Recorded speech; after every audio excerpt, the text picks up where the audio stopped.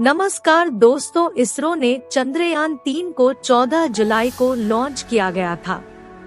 चंद्रयान-3 की चांद पर सफल लैंडिंग के साथ भारत ने इतिहास रचा था और चंद्रयान-3 की सफलता के बाद इसरो अब अपना खुद का सूर्ययान मिशन लॉन्च करने का रहा है। दोस्तों, भारत का सूर्ययान मिशन 2 सितंबर को लॉन्च होगा। यह भारत के लिए एक गर्व का पल होगा। अब आप सोच रहे होंगे कि सूर्ययान मिशन सूरज की भीषण गर्मी का सामना कैसे करेगा। आपको बताएंगे इस वीडियो में। अगर आपको वीडियो अच्छी लगे तो वीडियो को लाइक और चैनल को सब्सक्राइब जरूर करें। वीडियो अंत तक जरूर देखें। चलिए वीडियो को शुरू करते हैं। दोस्तों, चांद फतह करने के बाद अब इसरो की नजर सूर्य पर है। इसरो यानी भारतीय अंतरिक्ष अनुसंधान संगठन सौर मिशन के तहत आदित्य L1 को भेजने के लिए पूरी तरह से तैयार है। इसरो के अध्यक्ष एस सोमनाथ ने कहा कि अंतरिक्ष एजेंसी देश के महत्वाकांक्षी सौर मिशन आदित्य L1 का 2 सितंबर होने वाले प्रक्षेपण के लिए तैयारी कर रही है और इसके प्रक्षेपण की उल्टी गिनती आज यानी शुक्रवार से शुरू होगी। इस मिशन को 2 सितंबर को दिन में 11:50 बजे श्रीहरिकोटा अंतरिक्ष केंद्र से प्रक्षेपित किया जाना है। आदित्य L1 अंतरिक्ष यान को सूर्य के परिमंडल के दूरस्थ अवलोकन और L1 सूर्य पृथ्वी लैग्रेंजियन बिंदु पर सौर हवा का वास्तविक अध्ययन करने के लिए डिजाइन किया गया है, जो पृथ्वी से लगभग 15 लाख किलोमीटर दूर है। यह सूर्य के अध्ययन के लिए भारत का पहला समर्पित मिशन है, जिसे इसरो ऐसे समय अंजाम देने जा रहा है जब हाल में इसने चंद्रमा के दक्षिणी ध्रुव पर चंद्रयान-3 की सफल सॉफ्ट लैंडिंग कराकर देश को गौरवान्वित करने वाला इतिहास रच दिया है। सोमनाथ ने यहाँ पत्रकारों से कहा, हम प्रक्षेपण के लिए तैयारी कर रहे हैं। रॉकेट और सैटेलाइट तैयार है। हमने प्रक्षेपण के लिए अभ्यास पूरा कर लिया है। इसके प्रक्षेपण की उल्टी गिनती कल से शुरू होगी। बता दें कि सूर्य का अध्ययन करने से संबंधित आदित्य L1 मिशन के बारे में लेटेस्ट जानकारी देते हुए इसरो ने बुधवार को कहा था कि प्रक्षेपण का पूर्वाभ्यास और रॉकेट की आंतरिक पड़ताल पूरी हो चुकी है। आदित्य L1 को PSLV-C57 रॉकेट के माध्यम से प्रक्षेपित किया जाएगा। इसरो ने बुधवार को एक सोशल मीडिया पोस्ट था, प्रक्षेपण की तैयारियां प्रगति पर हैं। प्रक्षेपण का पूर्वाभ्यास रॉकेट की आंतरिक पड़ताल पूरी हो गई है। आदित्य L1 मिशन का उद्देश्य L1 के चारों ओर की कक्षा से सूर्य का अध्ययन करना है।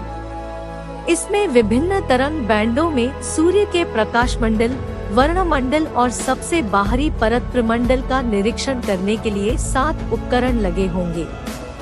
इसरो के एक अधिकारी ने कहा, आदित्य L1 राष्ट्रीय संस्थानों की भागीदारी वाला पूर्णतः स्वदेशी प्रयास है। सूरज हमारे सौरमंडल का सबसे विशाल पिंड और सबसे बड़ा तारा है। हाइड्रोजन और हीलियम गैस से बने सूर्य की अनुमानित उम्र 4.5 बिलियन वर्ष है और यही पूरे सौरमंडल के लिए ऊर्जा का स्रोत है। सूर्य के बिना पृथ्वी पर जीवन की कल्पना बेकार है। सूर्य का आयतन 13 लाख पृथ्वी जितने आयतन के बराबर है और सूरज का गुरुत्वाकर्षण ही सौरमंडल के सभी पिंड को उसकी तय जगह पर टिकाए रखता है, जिसमें पृथ्वी भी शामिल है। सूर्य का सबसे अधिकतम तापमान उसके केंद्र में होता है, जिसे कोर कहते हैं। इसरो के मुताबिक कोर का अधिकतम तापमान 15 मिलियन यानी 1.5 करोड़ डिग्री सेल्सियस तक पहुंच जाता है। इस टेम्परेचर पर कोर के अंदर नाभिकीय संलयन प्रक्रिया होती है। यही सूर्य को ऊर्जा प्रदान करती है। सूरज का प्रकाशमंडल, वो हिस्सा जो हमें दिखाई देता है, कोर के मुकाबले कई गुना ठंडा है। इसका तापमान 5500 डिग्री सेल्सियस तक होता है। इसरो के मुताबिक आदित्य L1 को लैग्रेंज पॉइंट L1 की कक्षा में रखने का सबसे बड़ा लाभ यह है कि इस पॉइंट से सूर्य को बिना किसी रोकटोक या बाधा के देखा जा सकता है। यहाँ तक कि ग्रहण भी आदित्य L1 का रास्ता नहीं रोक पाएंगे। अंतरिक्ष में इस तरीके के कुल 5 द्विपिंडीय 2 पिंडों के बीच लैग्रेंज पॉइंट है। इनमें L1, L2, L3, L4 और L5 शामिल है। लैग्रेंज पॉइंट L1 सूर्य और पृथ्वी रेखा के बीच स्थित है। भारत का सौर मिशन इसी पॉइंट पर जाएगा। इसरो के मुताबिक पृथ्वी से सूरज की जितनी दूरी है, L1 पॉइंट की दूरी उसका महज 1% है। पृथ्वी और L1 के बीच की दूरी 1.5 मिलियन किलोमीटर और सूरज के बीच की दूरी 150.99 मिलियन किलोमीटर के आसपास मिलियन। यानी आदित्य L1 सूरज के करीब होकर भी बहुत दूर होगा। इसरो के मुताबिक चूंकि सूरज सबसे नजदीकी तारा है, इसलिए दूसरे तारों के मुकाबले इसका अध्ययन आसान है। आदित्य L1 के जरिए सूर्य की ऊपरी सतह यानी फोटोस्फीयर, क्रोमोस्फीयर, वायुमंडलीय परत और कोरोना दहकता हुआ सबसे बाहरी भाग के विस्तृत अध्ययन की योजना है। आदित्य L1 के जरिए हम दूसरी गैलेक्सी के तारों के बारे में और जानकारी हासिल कर सकते हैं। साथ ही सूर्य के अध्ययन से दूसरे ग्रहों के मौसम और उसके व्यवहार को भी समझा जा सकता है। इस मिशन के जरिए हासिल डाटा भविष्य के दूसरे मिशन मसलन शुक्रयान या मंगल मिशन के लिए भी बहुत कारगर साबित हो सकते हैं।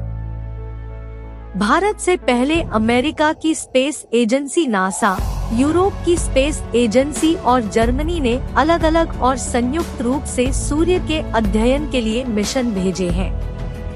अगर आपको जानकारी अच्छी लगी हो तो वीडियो को लाइक और चैनल को सब्सक्राइब जरूर करें। धन्यवाद।